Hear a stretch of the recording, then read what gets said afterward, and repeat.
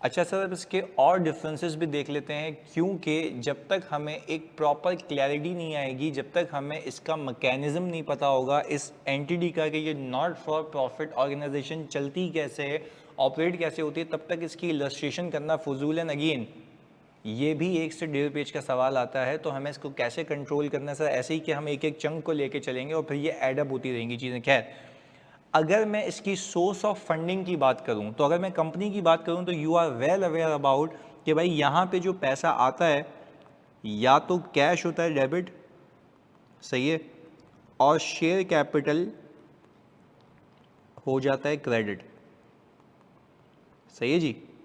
तो हम कह रहे हैं कि भाई यहाँ पे जो फंडिंग होती है कि हम पैसे लगाते हैं, पैसे लगाते हैं मतलब शेयर होल्डर पैसा देता है। दूसरी सोर्स ऑफ फंडिंग क्या है सर? दूसरी सोर्स ऑफ फंडिंग है कि कैश डेबिट और लोन पेएबल क्रेडिट। ये बच्चों हमारी हो गई दूसरी सोर्स ऑफ फंडिंग।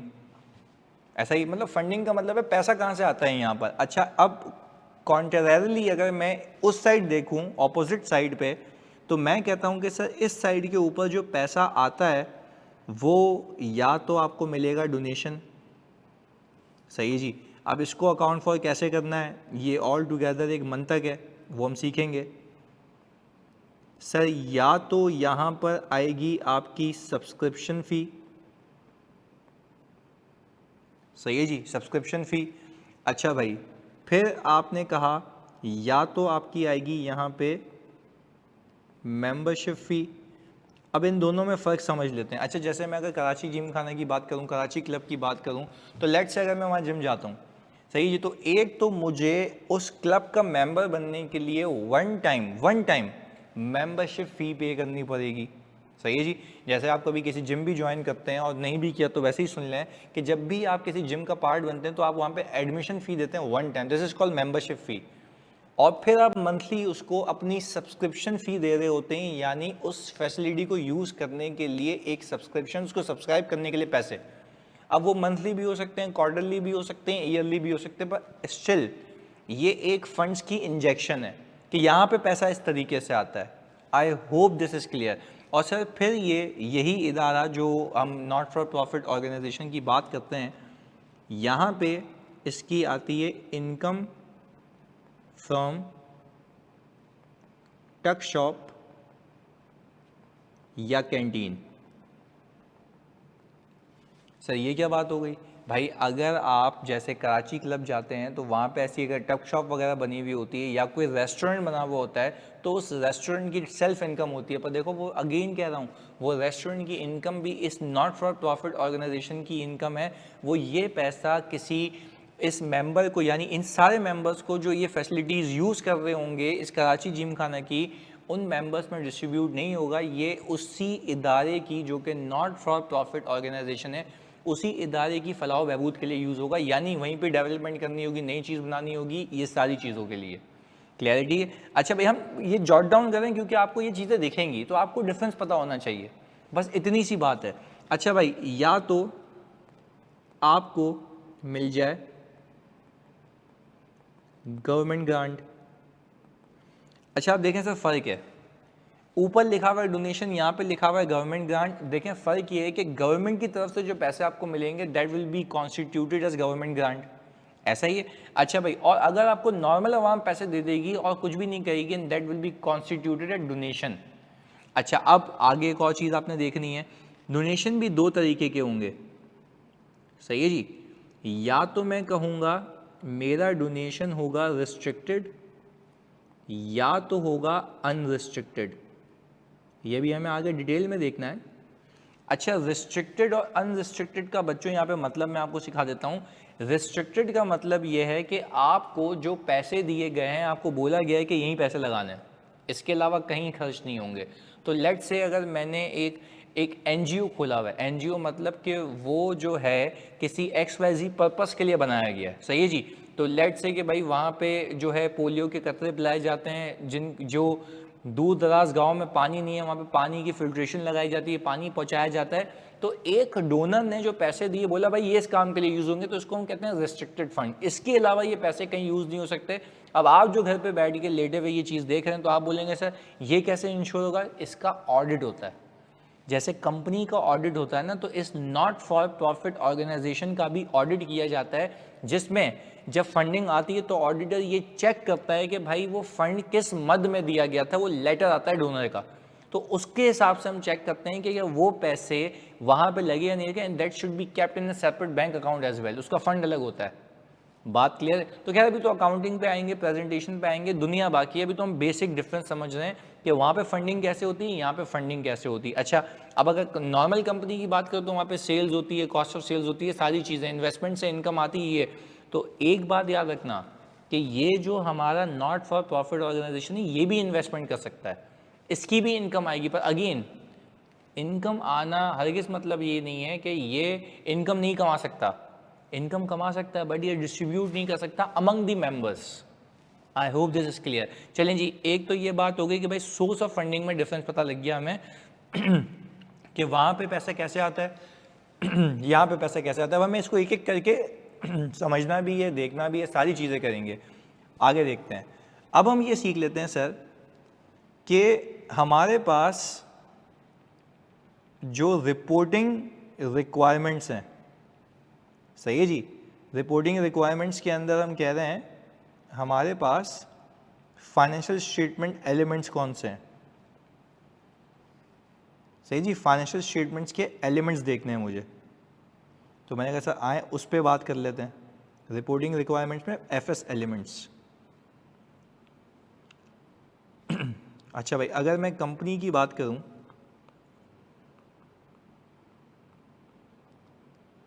अगर मैं कंपनी की बात करूं सर, तो कंपनी के केस में आप बनाते हैं balance sheet, PNL profit and loss, cash flow statement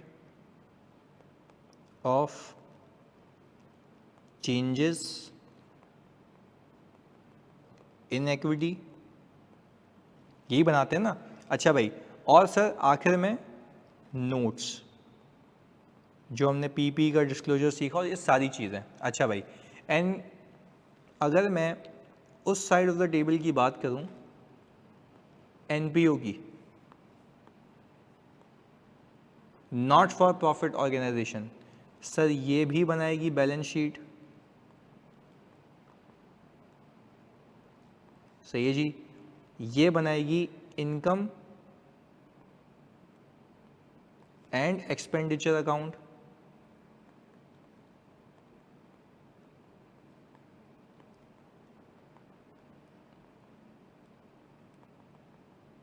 ये लिख दिया हमने, income and expenditure account.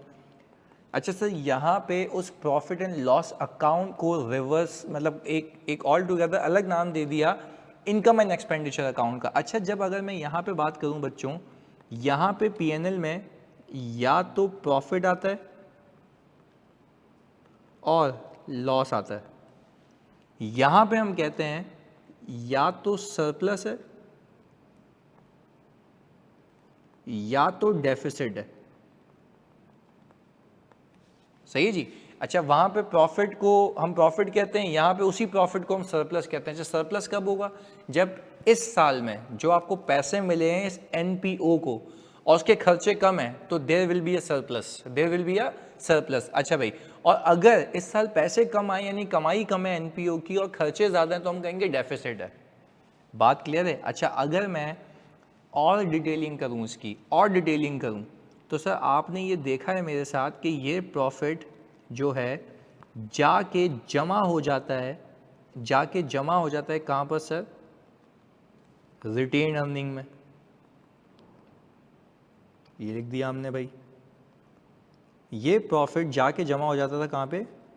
Retain earnings के अंदर, क्योंकि आप कह रहे हैं ये मेरी आज तक की रिटेन अर्निंग्स है, ये आज तक की मेरी रिटेन अर्निंग्स है, यानी मैं जमा करता रहता हूँ, जो कमाता हूँ रिटेन अर्निंग में, जो कमाता हूँ रिटेन अर्निंग में, और जो पैसे लगाता हूँ वो कैपिटल में, जो पैसे लगाता हूँ कैपिटल में। वो मैंने आपको सिखाया है कि लगाए हुए पैसे अलग हैं, कमाए हुए पैसे अलग हैं। याद करिएगा, मैंने आपको बताया ना, शेयर होल्डर ने पैसा लगाया तो वो लगाए हुए पैसे हैं, अच्छा, वो लगाए हुए पैसे को अलग इसलिए रखता है वहाँ पे क्योंकि उस पर रिटर्न चाहिए होता है। वो बोलते हैं ना मैंने इतने पैसे लगाया, मुझे इस पर रिटर्न दो, डिविडेंड दो। तो परसेंटेज ऑफ डिविडेंड रिटर्न किस पे लगती है? लगाए हुए पैसे के ऊपर। That is the concept on the company कि भाई आप उसको अलग रखते हैं। But if you talk about NPOs तो वहाँ पे आपको पैसा अलग रखने की अभी फिलहाल कोई नीड नहीं है। तो यहाँ पे मैं आपको एक चीज़ सिखाता हूँ कि सर जब आप ये बात करते हैं तो आपका सरप्लस और डेफिसिट आता है, तो वो चला जाता है टेक्निकली आपके अक्यूमुलेटेड फंड में। यानी यहाँ पर, यानी इस साइड पे एनपीओ की साइड पे मैं उस रिटेन अर्निंग को नाम दे रहा हूँ अक्यूमुलेटेड फंड। यानी मैंने एक फंड, लोगों ने मुझे पैसे दिए, एक फंड बनता गया, जो भी आएगा जमा होता रहेगा, फंड बनता रहेगा और उसमें से खर्चे होते रहेंगे। बस ये कहानी है इसकी। कैसे होगी भी आगे सीखते हैं, बट एक मैपिंग करवा रहा हूँ दोनों के कंपैरिजन की। अच्छा सर, अगर मैं यहाँ पर कहूँ तो यहाँ पे भी आप कैश फ्लो बना सकते हैं, या उसको आप कहेंगे रिसीट एंड पेमेंट अकाउंट। सही है जी। और यहाँ पे चौथी चीज़ आती है स्टेटमेंट ऑफ चेंजेस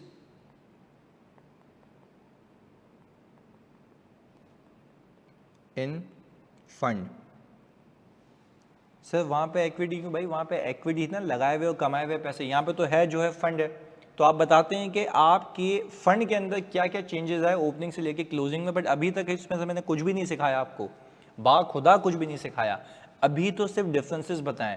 जैसे कि आप कंपनी की बात करते हैं तो IS8 आपने किया है नहीं किया, आई डोंट नो। बट अगर आपने IS8 किया हुआ है और IS1 किया हुआ है तो मैं आपको बता देता हूँ।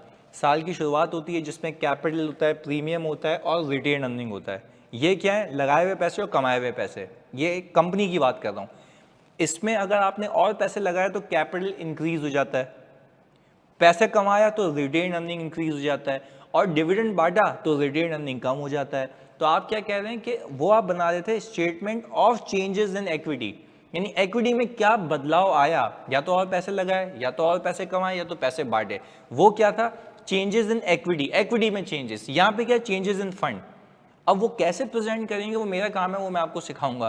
बट आई होप आपको अभी तक फिलहाल एक बेसिक डिफरेंस समझ आया होगा कि भाई सही है, अगर मैं वहाँ पे रिपोर्टिंग करूँगा तो वहाँ पे फाइनेंशियल स्टेटमेंट्स के एलिमेंट्स क्या होंगे, यहाँ पे रिपोर्टिंग करूँगा तो यहाँ पे फाइनेंशियल स्टेटमेंट्स के एलिमेंट्स क्या होंगे। अभी तक we have just talk about the elements of the financial statements. यहाँ तक आपको बात क्लियर होनी चाहिए। अच्छा, अब इसको एक और स्टेप आगे लेके चलता हूँ।